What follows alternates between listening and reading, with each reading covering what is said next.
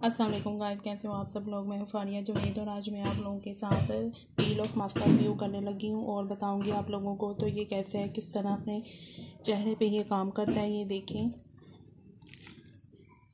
Special formula, ये black hairs remove करेगा। Black charcoal peel of mask है ये भी देखें। आप इसको फेशियल में भी यूज़ कर सकते हैं।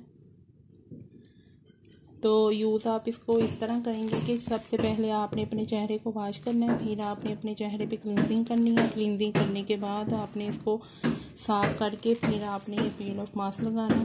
तो ये बहुत ज़बरदस्त है। आप अपने चेहरे पे इसको 10 से 15 मिनट रखेंगे तो ये आपके चेहरे पे बहुत अच्छी तरह ये काम करेगा। आप इसको वीक में 2 दफ़ा लगाएंगे। ये देखें, ये भी देखें।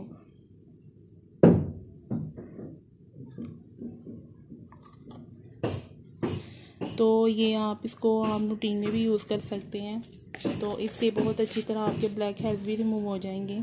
तो आप इसको वीक में 2 दफ़ा यूज़ करेंगे। ये भी देखें।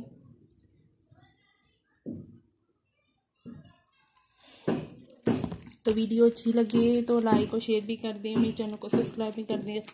अल्लाह हाफिज़।